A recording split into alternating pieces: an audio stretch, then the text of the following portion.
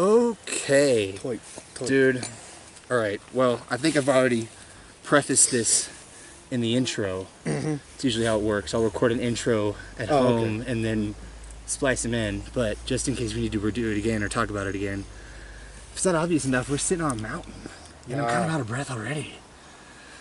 We've had some adjustments I've had to make to this altitude. Yeah, it's crazy out here. It's been totally different. Well, we're like at 10,000 feet or something like that. And how different is that from Houston? Houston's almost at sea level. Oh shit! So we're literally 10,000 feet. Yeah, it's ridiculous. And these mosquitoes that suck. All right, well, to fill you in, I wanted to do a mountain/nature podcast for a very long time. Well, this is awesome. That'd be part of it. And this was a trip that you and I have been planning for a little bit. And by the way, thank you for inviting me. Of course. So I just want to first there's a lot of bugs and nature right.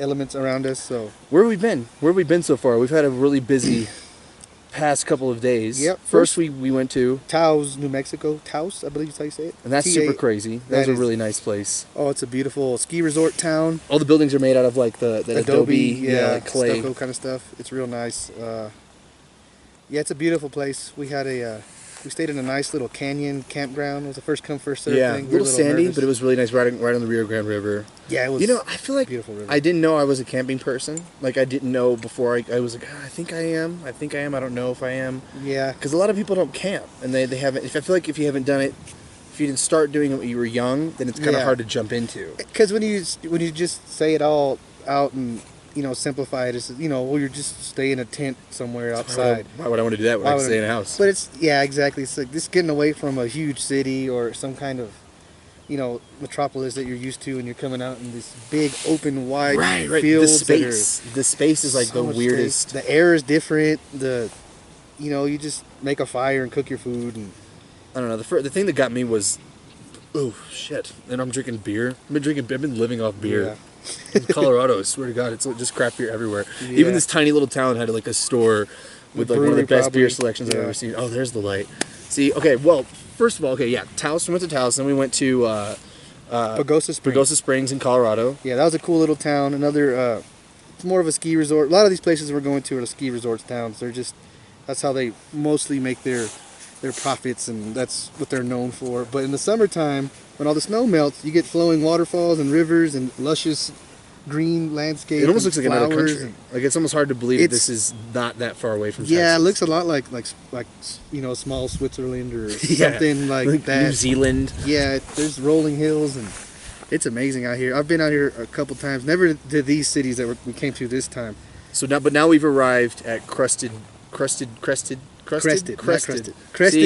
See, there's what not Crested Butte. What an unfortunate name for such a beautiful place. Yeah, I'm sure it means something. I don't know. Straight up though, this is got to be half mountain resort town, half just little mountain city. I mean, because I don't know how many people live here and how many people are like just in the tourist industry. I'm not sure. It's kind of hard to tell. It's beautiful. But we were trying to make this hike up this mountain. Yeah, we went up this road, this like Gothic Road or something. It's called Gothic Avenue. Yeah, it takes you all the way up to the top of a mountain, but we got to Schofield Pass, which is right where our trail was supposed to start, and it was snowed in and closed because they said it was a 15-foot. It was big. It was big, a 15-foot snow drift, and you couldn't even drive or walk through it unless you had some snowshoes, which we don't. Problems I'm not used to, so I'm not prepared for it. But it's okay. We did another cool hike. But then coming down this mountain, or on the way up, we're like, dude, I'm gonna splice in footage. But we literally found the best camping. I mean, this is probably the best place I've ever camped in my life. Well, like looking behind us, like that is like it's free. It was free, and it's only open from June 30th to July 15th. And I'm sure this looks like a backdrop. Yeah, like I'm sure like on camera this doesn't actually look like anything. Yeah, because this is so. You got to see the depth too. There's horses. Like you can see horses and cows right there. Mm-hmm. It's crazy. I don't know. I feel like one of the issues though with these places is that you kind of have to go. Otherwise, if you only see it in pictures or like we've been seeing, that looks like a fucking Windows.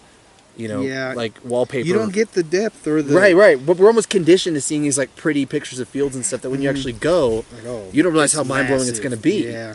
But man, I don't know.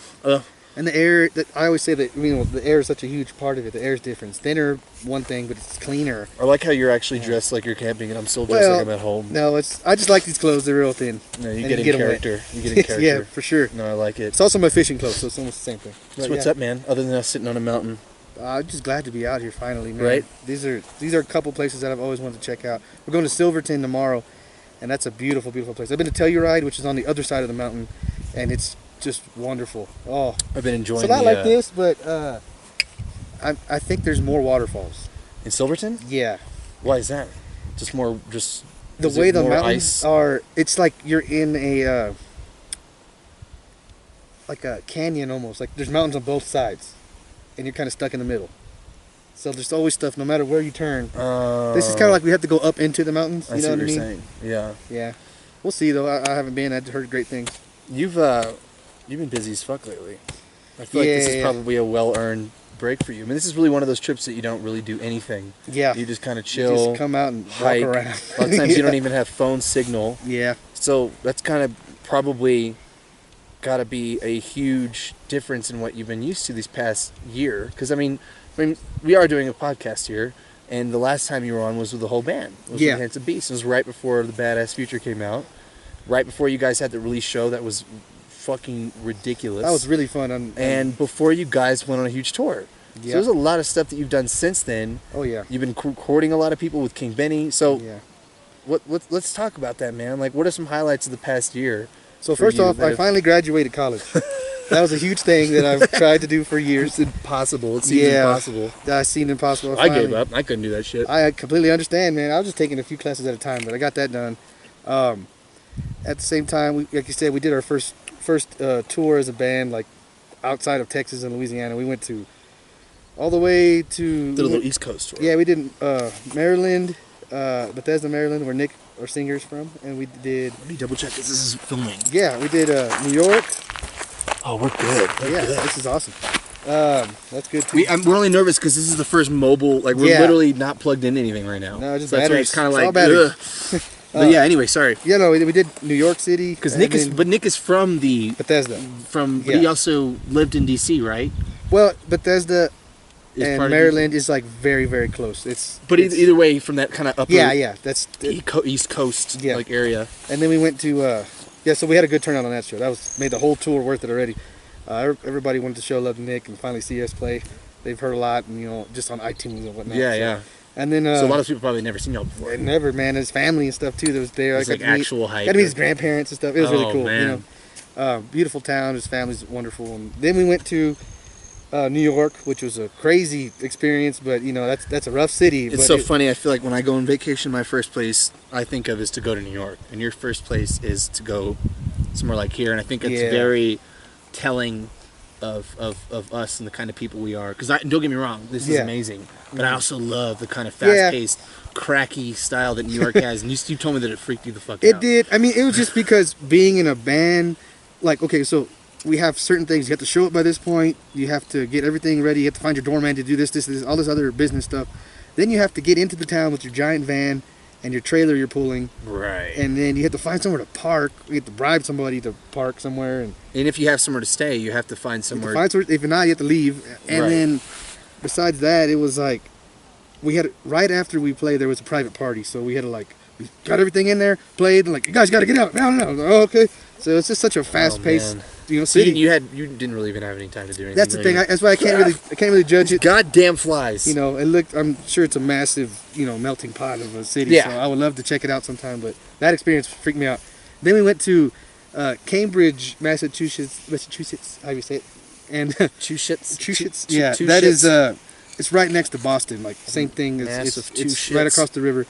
And we played a little show there, and that was fun. Overall, it was just great to travel with the band, and we finally have our own van and all that kinds of stuff. It was really fun. And but even in Houston, I feel like it's been a huge year for you guys. You've been kind of playing these marquee shows, like Eighth Wonder, these Eighth Wonder shows and stuff like that. We definitely have a lot better paying gigs than we ever did, which is nice. But I think I just came with finally putting out enough good content, and the last couple shows that we had all were very well attended. Yeah. So now we can afford to take a break and not play every show that's offered to us, and pick the better ones that we think is going to be, you know, beneficial for everybody who's involved. So, I mean, it just took some time to get to that point. Right. I mean, yeah, we're about to do another tour. I was going to ask, yeah. Yeah, it's at the end of August. Yeah, and it's the same cities, but we're adding Memphis, and we're playing actually in DC now at like one of the best venues there. On you. Fucking flies, they stick. Yeah, when it's on your shirt. See right there on your lapel, hanging out.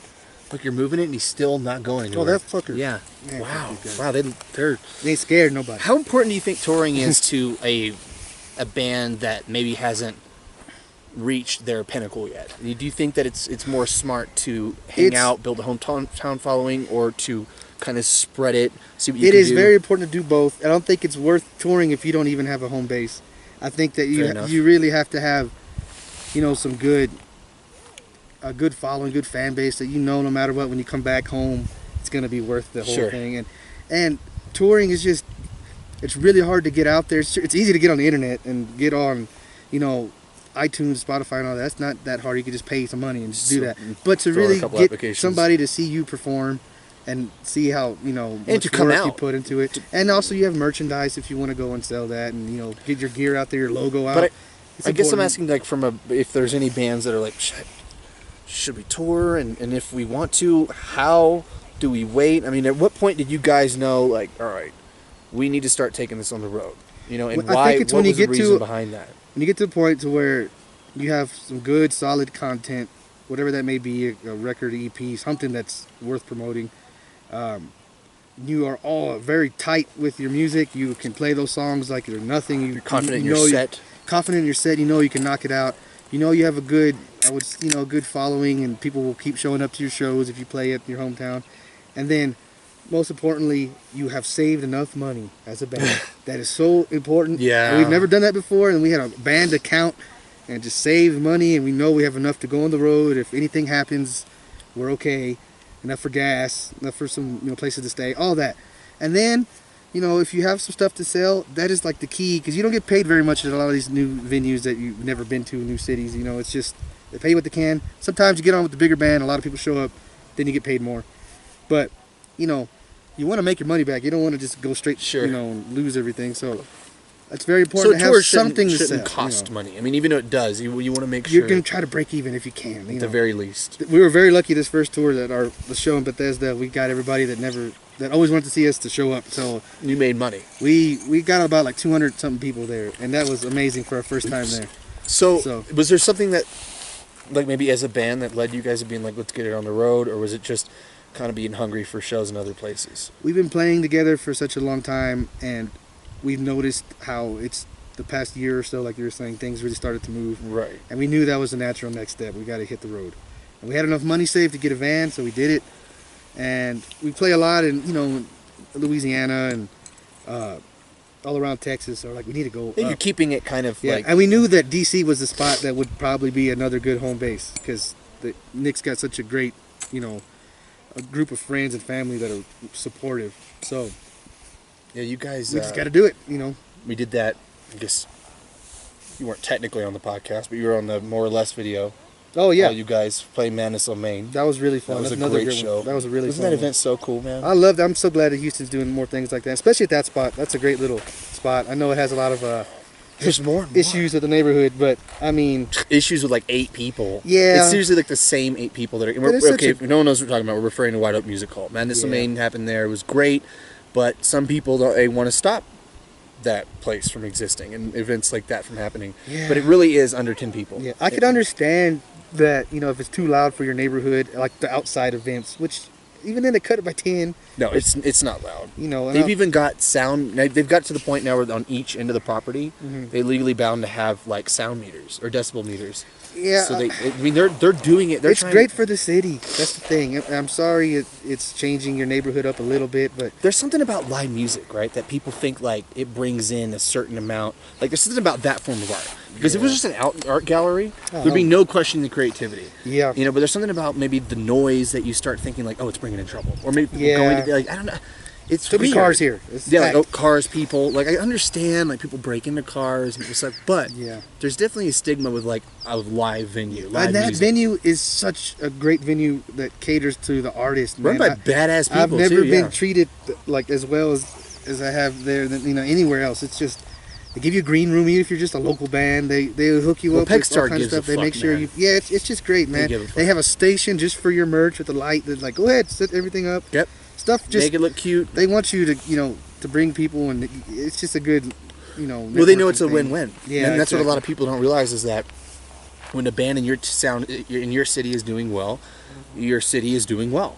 Like, that is Exactly. a win-win. Yeah. There's so many. It's so weird when people get bummed out about other cats having success. Yeah, or like those pay-to-play venues. There's a lot of those where it's like you can't play here unless you make this much money for. Or our you have to venue. sell X amount of Or- tickets. Yeah, and- things and like that. I mean, it's hard for up-and-coming bands to do that all the time. We have to understand that if someone else's success is good for us as well. Yeah. Whether that means them packing a show out or, being able to do it without selling, just selling their tickets to their best friends or. Yeah. You know what I mean? Like, why are we getting jealous when people are doing that and doing it in a good way? I only say that because I see it a lot. Like so many people, it's like the natural instinct for a lot of cats is, oh, homie's doing well in the field I want to do it. Fuck that guy.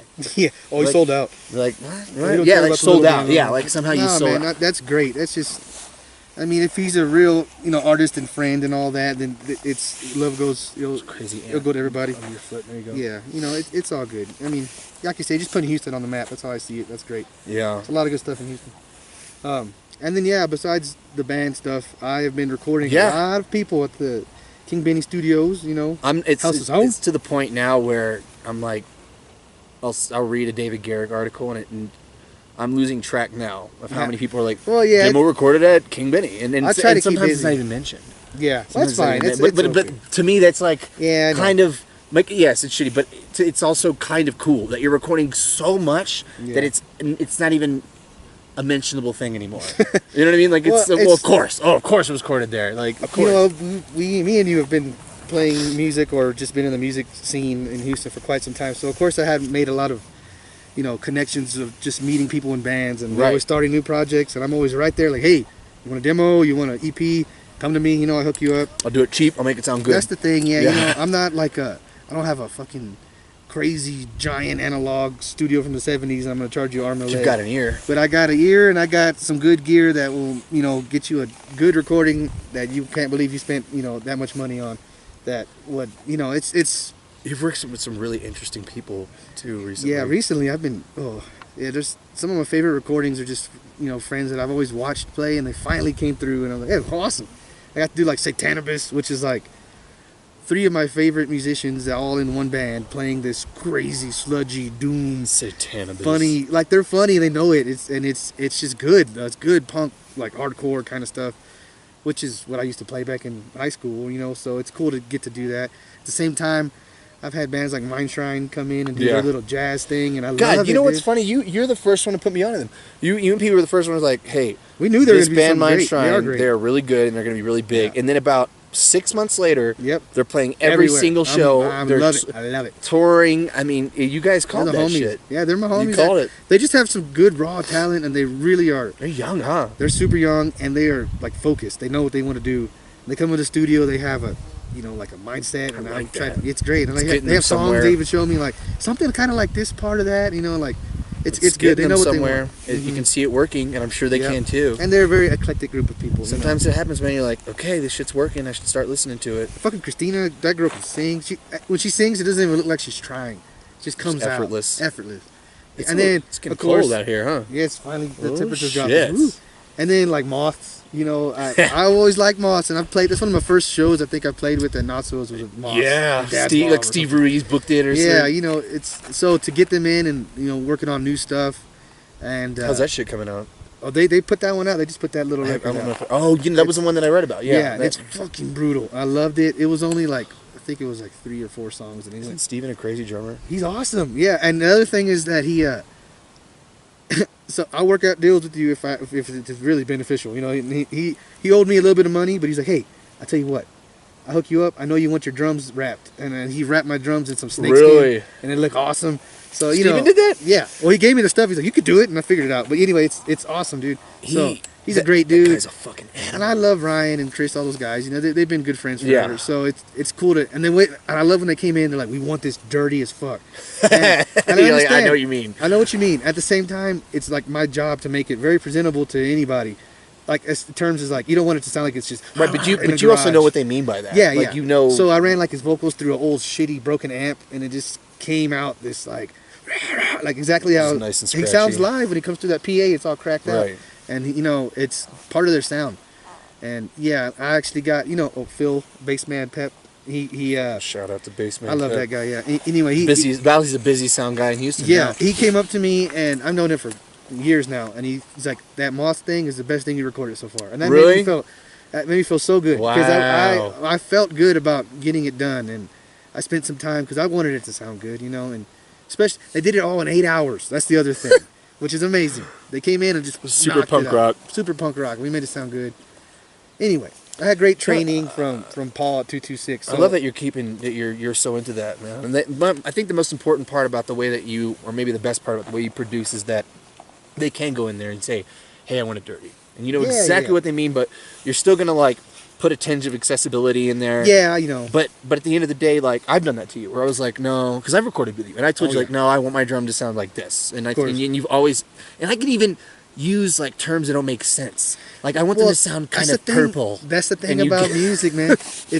You're explaining sounds. And there's no good way to do that unless you make the sound. Right. It's kind of hard to put it in words. A little softer. Make it softer. Yeah. So I understand when people say warm or when they say warm. colors, you get that a lot. Certain colors. I want to color more colorful. I understand that. I mean, for the most part, everybody has some different things. But I think generally there's certain tones. But you to me have a very good translation of that. As a lot of people will be like, I don't know what the fuck that means. Does that mean you want more low end? Does that mean you want more? Yeah. You know exactly what someone's saying that when they're talking about that. And that is something that a lot of producers don't have. It comes with time, and especially just learning what frequencies are what.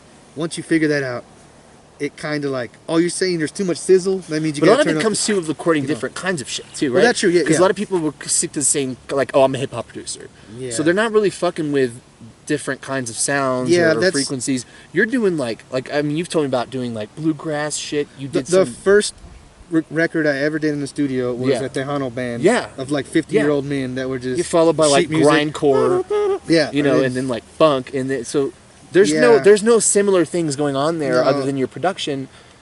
It all comes down to making sure that signal is coming into your machine as clean as you can, and then you can mess with it from there. Because I learned the hard way of trying to do all kinds of things beforehand, and then now you're stuck with that.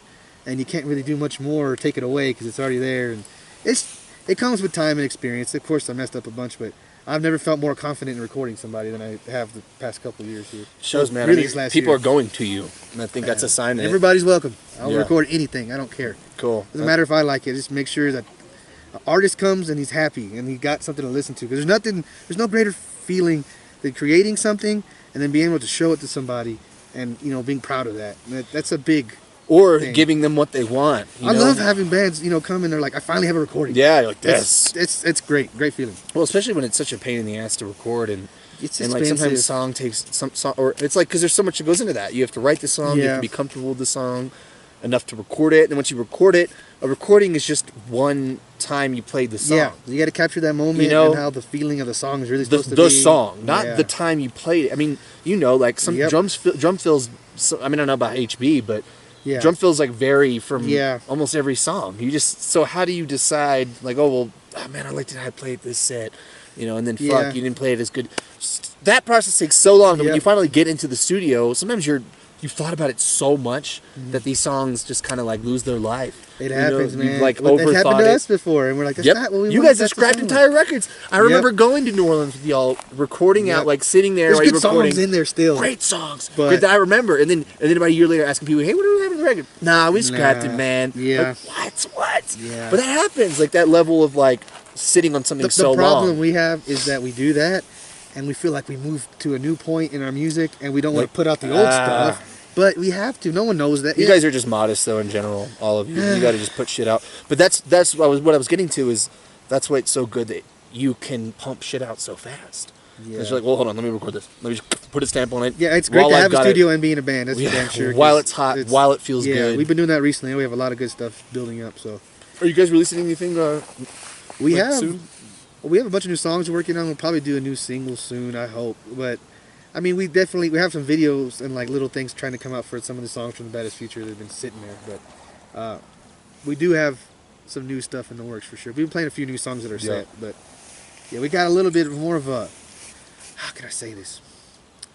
If like Justin Timberlake took a bunch of acid or something. What does that even mean? It's definitely got that like soulful kind of like more almost like hip hop, but almost like R&B. But then it's got like funk all up in it and rock because you can't take away our like roots. that one song that Like I Love You, that Justin Timberlake song. Yeah, there's some good. He's always been I love his albums. He's and same thing like Michael Jackson. You can put a label on him, but you really can't. He's like that dude's just soulful as fuck. So and it's like dance music, and we always say we're trying to be as dancey as we can without being like a fucking. We're not trying to do that, but we want you to be able to go out there and have a nice time and groove. And when people interact with the sound, and you go home and think about that, that's where it's at. It's all worth it. Man, this has been a fucking crazy trip. This is great. And I keep forgetting that we're just sitting right here behind. Oh, we saw a fox the other day. 2 foxes. 2 foxes. They came through the yard. Well, that's the thing. There's like animals everywhere. You just look. There's like, there's a deer, like just on the side of the road. Yeah, all these bear warnings everywhere. See, that's what freaks me out. Because bears are about the closest thing to like a monster, like a real deal monster. Yeah, right. That you can actually get. Big nasty. They'll eat you. Like they will actually run up on you and eat you. The Airbnb we stayed at the last 2 nights. The guy said that. Oh yeah, this is he's like, great. Please sleep with the door closed in the back, like even the screen door. No, but this is after one night of sleeping with it open. Yeah, we didn't know this. Yeah, and he's like, because I came in here one night and there was like 3 bears going through all my cabinets. Whoa, man. Going through his cabinets. Oh, we've been already on almost 30 minutes. That's cool. This is awesome. Yeah, man. Mountainside. It's the most comfortable podcast I've ever done. Right, way better than sitting in this shitty kitchen. This is just beautiful. There's snow on those mountains back there. I know, man. It's melting, making waterfalls. And video, us being video, has made this possible. I'm so happy that we are on YouTube now. Out here. Those are a big group of aspens that I've never really. Yeah, see the depth you can't quite get into picture. You just can't because that's so far away. Mm-hmm. Like those mountains are so far away. We kept driving like past this road. We went for a good more probably like 14, 15 miles up this road. Another thing about Colorado, weed is legal. If you want to talk about bud, weed is legal. I mean, it's and not only like stuff to get you high, stuff to like cure your ailment if you're hurting. Oh yeah, it's beautiful. It's recreational. Well, you can go into a shop and say, I don't want to get high, but my back hurts, and they will give you something. You feel great. Okay, here's these CBD. Here's a nice little candy. Yeah, like this. Just how life is supposed to be, man. There's just so many. Like I love I love it. Obviously, like the bud and but the entire attitude of all of it is very.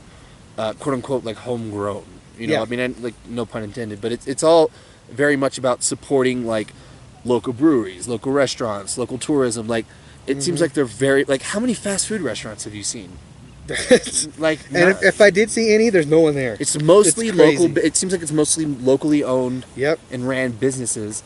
There's craft breweries. This elk came straight from that mountain. But all the beer on tap is craft beer. It's not like you're not seeing a lot of Bud Light. You're not. I mean, it's there, but. Shit, I'm seeing more ska brewery signs than I am Miller Lite. Rip Raff, all these different things around here. Yeah, that like is so important because that's so fucking important. But it seems like the entire state of Colorado is about that. Like they're just like, nah, man. Like we know what we got here. It's almost like they live in a bubble, like a weird like mountain bubble. They got everything they need. It feels like right here.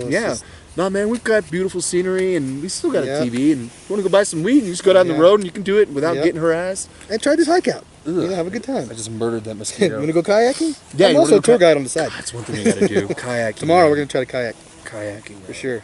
We should wrap this up. I feel like we've had a good talk, and for sure, man. I mean, I just can't even believe we're sitting here. Yeah. It's gonna be cool to get online.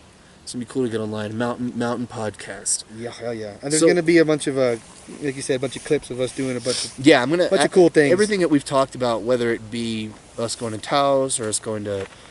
Looking. I mean, I was still on a log today that went over fucking that crazy rapid river. Yeah, I mean, right past the waterfall. Yeah, it's just something. Man, we've done so much. I can't even I'm tired too. Yeah, we're not used to this mountain time. The mountain time is an hour. difference from Houston. It's long. The days are The long. days are freaking long. The days are very, very, very long. We keep like, all right, man. Well, Yeah, that was a come good like- day. What time is it? 5? 5? Oh shit. Oh man, yeah. So what's up with you? What's something new that, or anything that you want to tell the people about, or the means of finding you online, or We're going. HB's going on tour. We have a good show coming up. I don't know when this is going to come out.